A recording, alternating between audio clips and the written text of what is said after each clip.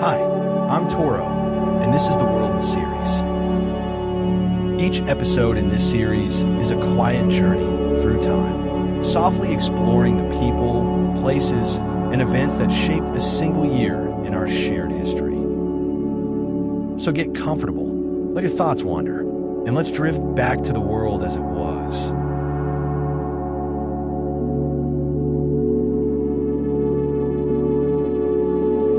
The world in 1910. Hello, dear dreamer. Welcome back to Toro's History Lullabies. Tonight, as the stars settle into their nightly dance, we drift backward through time, through misty years and soft-spoken moments, to arrive gently in the year 1910. A quiet moment perched at the edge of 2 centuries. 1910 hums with the hush of twilight progress. Horses still clip-clop over cobblestones, and airships, like floating whales, drift lazily above the earth. The modern world is beginning to stir, but slowly, like a sunrise stretching across a sleepy sky. You're safe here, nestled in the gentle hush of history. Let your breath slow. Let the past cradle you in its soft arms. And as your eyes grow heavy, imagine the quiet rustle of newspapers, the low murmur of distant music halls, and the scent of coal smoke winding through chimney tops. Let's wander together through the world in 1910. World events.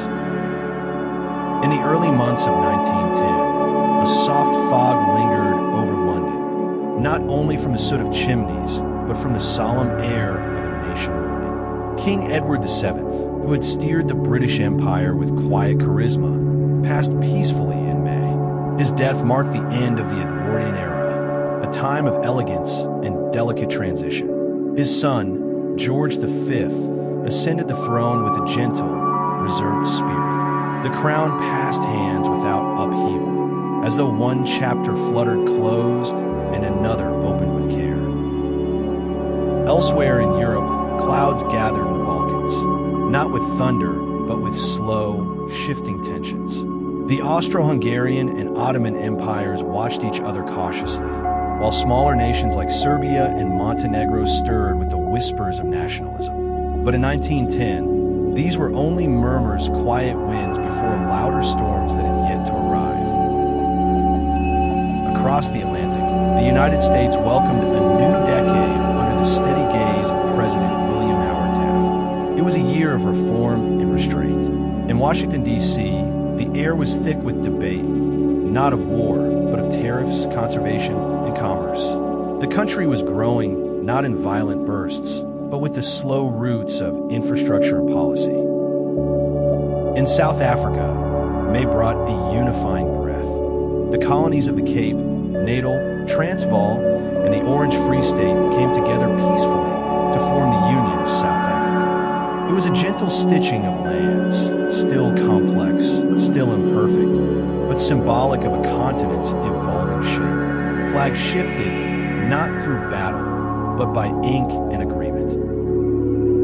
Far to the east, in the Empire of Japan, the Meiji era quietly neared its end. Emperor Meiji, who had ushered in an age of remarkable modernization, still reigned in 1910. His court now a curious blend of kimonos and western suits. Railways stretched like silk threads across islands that once knew only oxen and footpaths. Meanwhile, in Korea, a moment of solemn transformation unfolded. In August, the Korea-Japan Annexation Treaty was signed.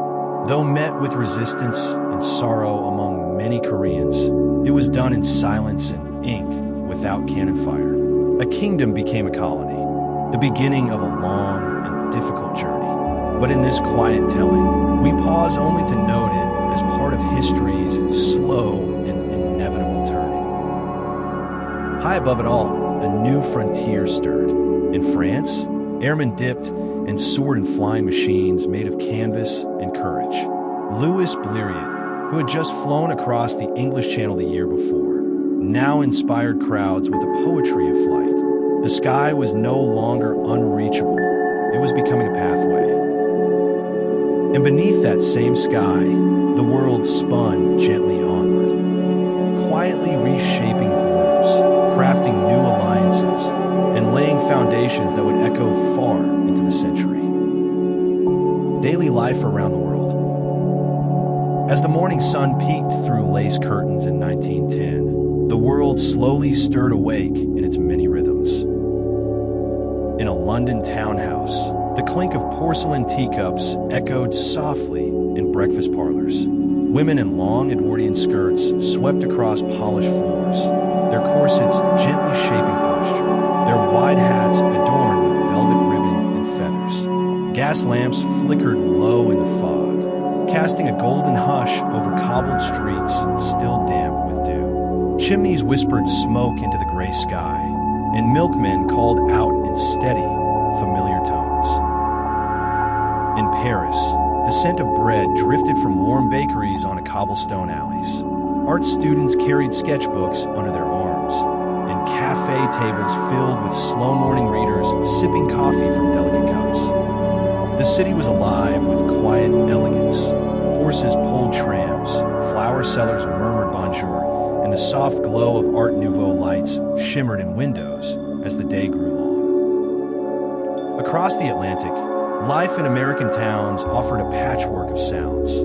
The clatter of trolleys in Chicago, the distant ring of a school bell in a rural one-room schoolhouse, and the rustle of newspapers on wooden porches. Children played with marbles and hoops in dusty streets.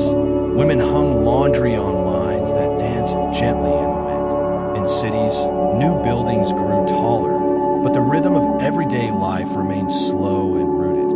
Letters arriving by post, butter churned by hand, and radios still a dream of the future.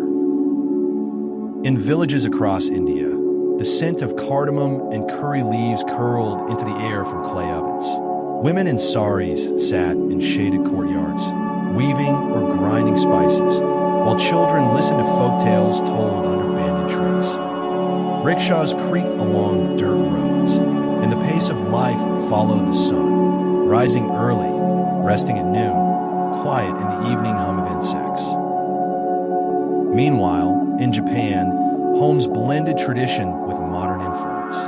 Sliding paper doors opened to reveal tatami floors, but gramophones and Western furniture began to appear in wealthier homes. In the countryside, rice fields shimmered under dragonfly wings, and old temples stood peacefully among the cherry trees. The scent of incense mingled with the smell of cooking fish and sweet rice cakes. In the far reaches of Russia, peasants bundled in wool and sheepskin woke before sunrise. They tilled frozen earth, chopped wood, and shared warmth beside crackling fires. Samovars hissed in every home, offering tea and comfort through long, snow-laced winters. In cities like St. Petersburg, carriages rolled past frozen canals, and lamplighters moved quietly down wide boulevards as dusk crept in. Across Africa, daily life wore many faces. In cities like Cairo, market stalls brimmed with spice and sound. The calls of merchants, the jingle of coins, the rustle of dates in baskets. Farther south, herders guided cattle across grasslands under broad skies, and village fires lit quiet meals of millet and maize. Life flowed with the land, with rhythms older than any calendar. And in quiet corners everywhere, the world moved without rush. Meals were cooked slowly, letters were written by hand. People paused to listen to church bells, bird song, and the ticking of mantle clocks. In 1910, the pulse of life was gentle, measured by seasons and sunlight. Though the century was poised for change, most homes, grand or humble, remained wrapped in slow time. The kind of time where a day could stretch like a cat in the sun, unhurried, peaceful, and full of small, ordinary moments. Science, inventions, and technology. In 1910, progress didn't roar, it hummed, like a motor quietly awakening with a soft turning of gears beneath a watch face. In the sky, human flight continued its dreamy the sea. Airplanes, once doubted and ridiculed, were now a source of wonder. In France, aviation pioneers competed in calm air races, soaring over fields and seas. The sounds of propellers became lullabies of innovation. Lyriot, Curtis, and others chased the horizon, not for war, but for the sheer poetry of rising from earth. Meanwhile, on the ground, another revolution was underway, on wheels. In Detroit, Henry Ford's assembly line was still in its infancy, but the Model T was becoming more than a curiosity. It rolled along dusty roads with a comforting chug, its hand-cranked engine a marvel of simplicity. It wasn't yet everywhere, but it was spreading slowly like seeds carried by wind. Electricity crept gently into homes and towns, lighting lamps that once relied on oil and flame. In some cities, streets glowed under electric bulbs for the first time, golden pools of light. Yet in many places, candles and kerosene still held dominion, flickering shadows on wallpaper walls. Elsewhere, the telephone extended its slender wires across continents. Though not everyone owned one, switchboard operators, mostly young women with nimble fingers, made connections happen with calm precision. The human voice could now travel across neighborhoods and even oceans like a whisper in the dark. In the world of medicine, the year brought quiet progress. Researchers continued to explore the causes of disease with growing clarity. X-rays, discovered just years before, were now used gently in hospitals to peer beneath the skin. It was a time of quiet hope in laboratories, glass bottles, metal instruments, handwritten notes, where miracles grew in silence. And beneath the seas, submarines began to take form. Not yet instruments of battle, but ideas born from curiosity. To descend into the deep, to move beneath waves unseen, it stirred imaginations around the world. In 1910, science was not yet loud. It was still a candle flickering in a long hallway, illuminating corners one by one. But its glow was steady, promising, and filled with the hush of new beginnings. Culture in the arts. The year 1910 was a quiet bloom of artistic wonder. Petals of poetry, sound, and color unfolding softly across the world. In the galleries of Paris, brushstrokes danced gently into abstraction. A young painter named Pablo Picasso was exploring shapes and faces through cubism, reimagining the world in gentle fragments. His work puzzled some and mesmerized others. And nearby, Henri Matisse was bathing his canvases in bold, tender hues, women reclining in sunlight, dreamlike and still. It was the age of salons, where paintings hung side by side like old friends whispering. The air smelled of oil and turpentine, and footsteps on polished floors echoed like soft applause for imagination.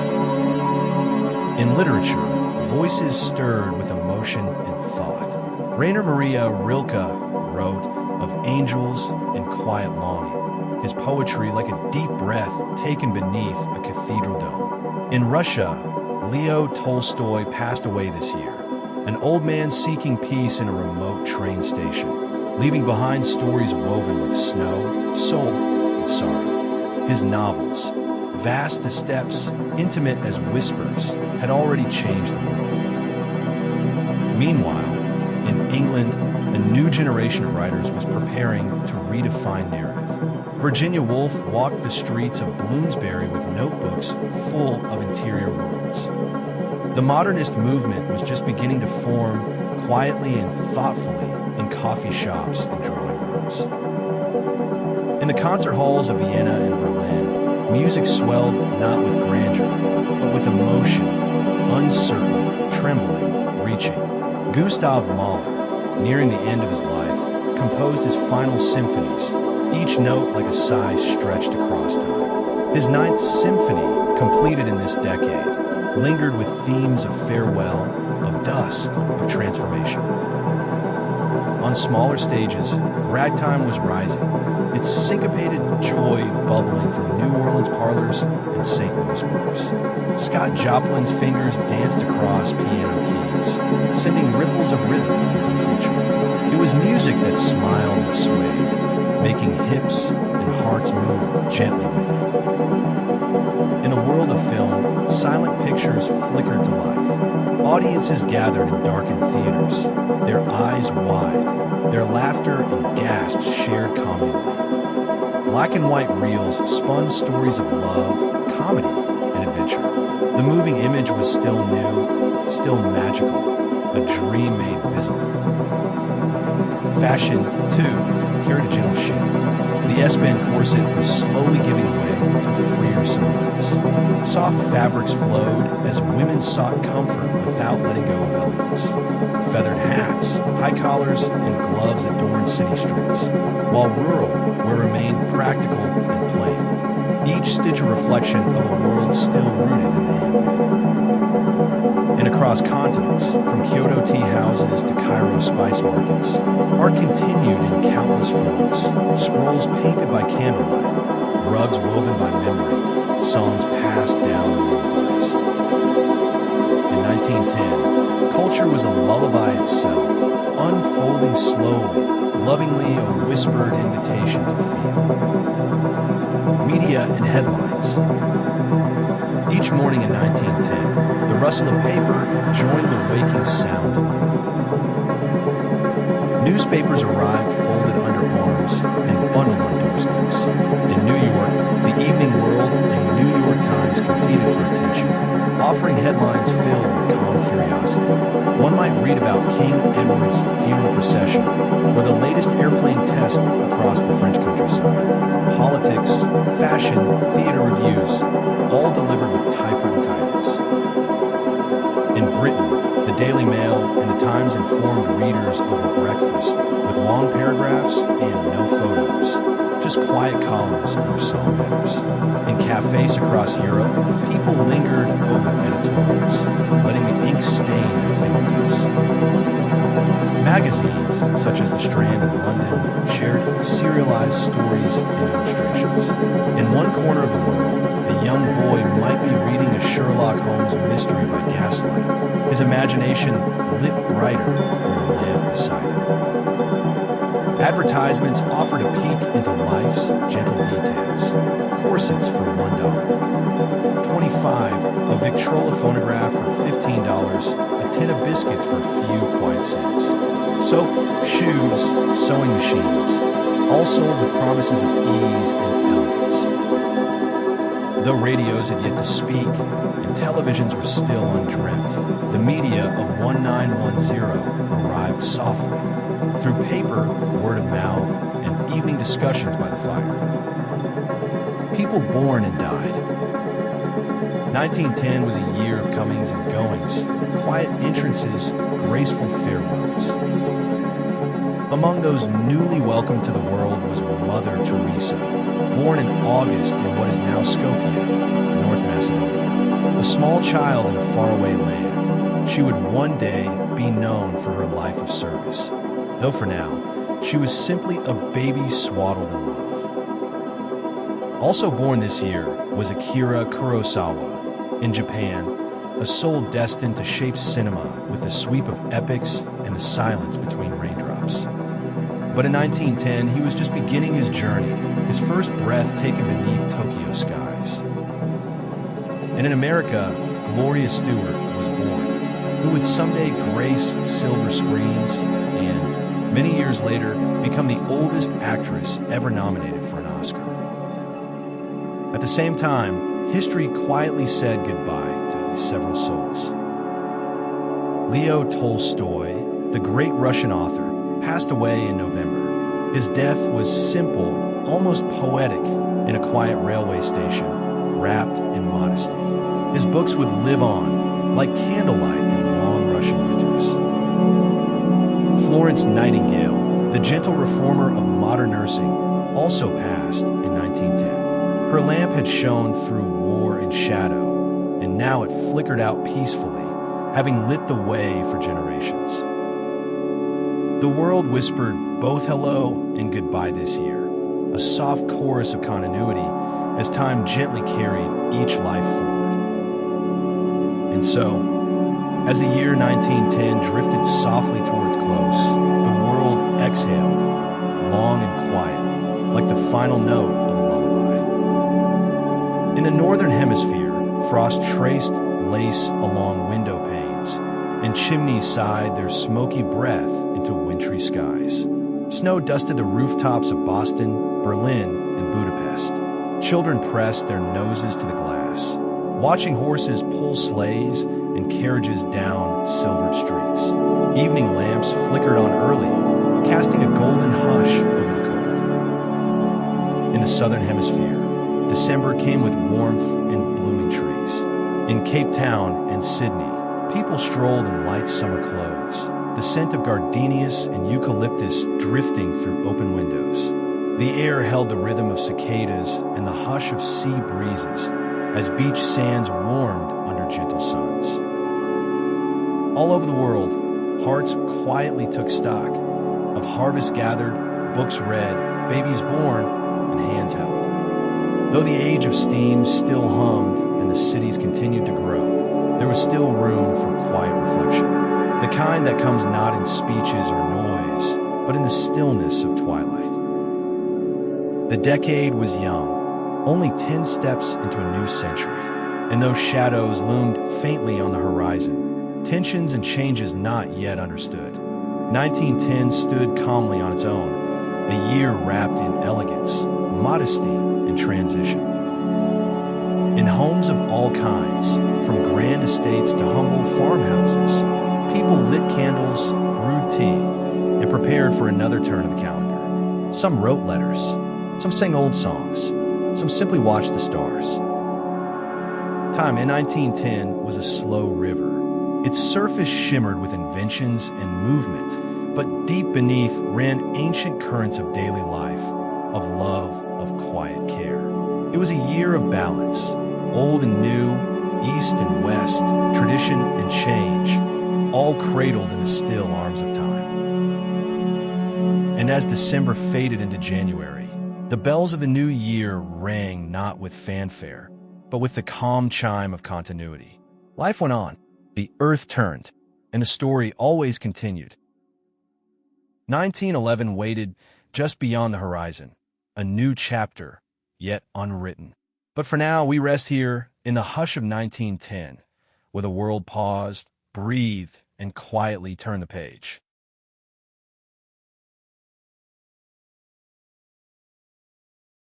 And that was this episode in the World in series.